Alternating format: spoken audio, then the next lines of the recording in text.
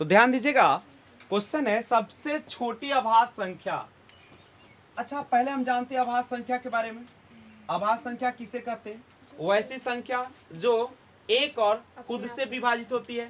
The number that is divisible by only one and itself is called prime numbers. यानी वैसी संख्या जो एक और स्वयं से विभाजित होती है। लेकिन इसके लिए आप इस परिभाषा में थोड़ा कंफ्यूजन होगा, एक जो है एक से भी विभाजित होती है और खुद से होती है, तो क्या आभास संख्या है? नहीं है। तो इस परिभाषा को सही करते हैं। आभास संख्या वैसी संख्या को कहते हैं जिसका केवल और केवल दो गुणनखंड होते हैं। कोई दिक्कत?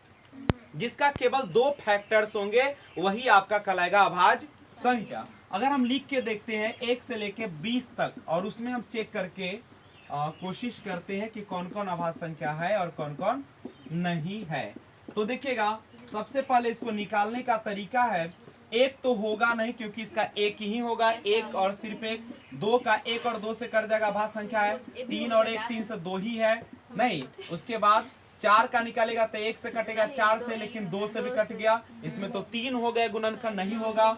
5 होगा, 6 नहीं होगा, 7, 8 नहीं होगा, 9 नहीं होगा, 10 नहीं होगा, 11 होगा, 12 नहीं होगा, 13, 14, 15, 16, 17, 18, 19 यही होगा आपका। नहीं, यानी वैसी संख्या जो केवल एक और खुद से कटे। तो आप ही बताइए सबसे छोटी कौन आभाज्य संख्या है जो आपकी नहीं हो सकती है? तो कौन होगा आपका? 2 होगा। तो आंसर कौन हो गया? 2। अब इसमें कई क्वेश्चन आपको दिया जाएगा, जैसे इस क्वेश्चन से रिलेटेड और क्वेश्चन मैं आपको बता दूं।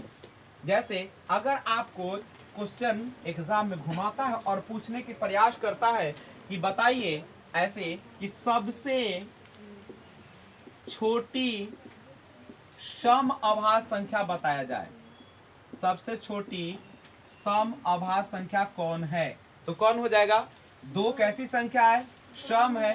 तो 2 सबसे छोटी सम आभाज्य संख्या कौन होगी? 2। अगर यही क्वेश्चन को ऐसे नचा दिया जाए कि सबसे छोटी विषम आभाज्य संख्या बताया जाए, सबसे छोटी विषम आभाज्य संख्या, तो सबसे छोटी विषम आभाज्य संख्या कौन होगा?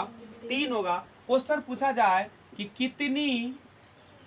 कितनी सम अभाज्य संख्या है या कुल कितनी सम अभाज्य संख्या है, तो आपको पता है कि अभाज्य संख्या केवल सम होती है, वो कौन होती है?